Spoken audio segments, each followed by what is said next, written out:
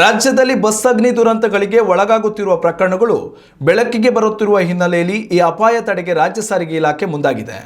ಬಸ್ಗಳಲ್ಲಿ ಸುರಕ್ಷತೆಯನ್ನು ಕಾಪಾಡಿಕೊಳ್ಳಲು ರಾಷ್ಟ್ರೀಯ ಮಾನವ ಹಕ್ಕುಗಳ ಆಯೋಗ ಹಾಗೂ ಇನ್ಸ್ಟಿಟ್ಯೂಟ್ ಆಫ್ ರೋಡ್ ಟ್ರಾನ್ಸ್ಪೋರ್ಟ್ ಸಂಸ್ಥೆ ಪ್ರಯಾಣಿಕರ ಸುರಕ್ಷತೆ ಕುರಿತು ಕ್ರಮ ಕೈಗೊಳ್ಳಲು ನಿರ್ದೇಶನ ನೀಡಿದೆ. ಪ್ರಯಾಣಿಕರ ಸುರಕ್ಷತೆಯ ದೃಷ್ಟಿಯಿಂದ ಈ ನಿಯಮಗಳನ್ನು ಕಡಾಖಂಡಿತವಾಗಿ ಪಾಲಿಸುವಂತೆ ಸಾರಿಗೆ ಸಚಿವ ರಾಮಲಿಂಗಾರೆಡ್ಡಿ ಖಡಕ್ ಸೂಚನೆ ನೀಡಿದ್ದಾರೆ. ಸ್ಲೀಪರ್ ಬಸ್ಗಳ ಮಾಲೀಕರು ತೆಗೆದುಕೊಳ್ಳಬೇಕಾದ ಸುರಕ್ಷತಾ ಕ್ರಮಗಳು ಯಾವುವು ಎಂಬುದನ್ನು ನೋಡೋದಾದರೆ, ಸ್ಲೀಪರ್ ಬಸ್ಗಳಲ್ಲಿ ಸ್ಲೈಡರ್ ತೆಗೆಯಬೇಕು.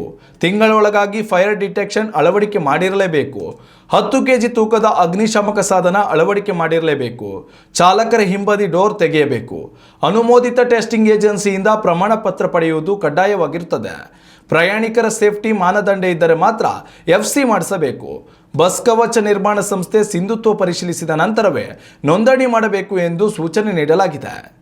ಇನ್ನು ಈ ವಿಚಾರವಾಗಿ ಮಾತನಾಡಿರುವ ಸಚಿವ ರಾಮಲಿಂಗಾರೆಡ್ಡಿ, AC ಬಸ್ಗಳಲ್ಲಿ ಬೆಂಕಿ ಕಾಣಿಸಿಕೊಂಡರೆ ಹೇಗೆ ನಂದಿಸಬೇಕು ಎಂಬುದರ ಬಗ್ಗೆ ಮಾರ್ಗಸೂಚಿ ನೀಡಬೇಕು. ಪ್ರಯಾಣಿಕರು ಡೋರ್ನಿಂದ ಜಂಪ್ ಮಾಡಲು ಮೆಟ್ಟಿಲು ವ್ಯವಸ್ಥೆ ಆಗಬೇಕು. ಎಕ್ಸಿಟ್ ಡೋರ್ಗಳ ಬಳಿ ಯುವಕರು ಹಾಗೂ ಮಧ್ಯವಯಸ್ಕರಿಗೆ ಸೀಟು ನೀಡಬೇಕು.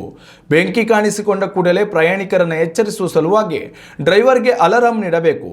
ಈ ರೀತಿಯ ವ್ಯವಸ್ಥೆಗಳನ್ನು ಬಸ್ಗಳಲ್ಲಿ ಮಾಡಿಸುವಂತೆ ಖಾಸಗಿ ಬಸ್ ಮಾಲೀಕರು ಹಾಗೂ ಬಸ್ ತಯಾರಕರಿಗೆ ಸೂಚನೆ ನೀಡಿದ್ದಾರೆ. ಉತ್ತಮ ಸಂಸ್ಕಾರಯುತ ಶಿಕ್ಷಣದೊಂದಿಗೆ VSS English medium CBSE school Udupi Muddur.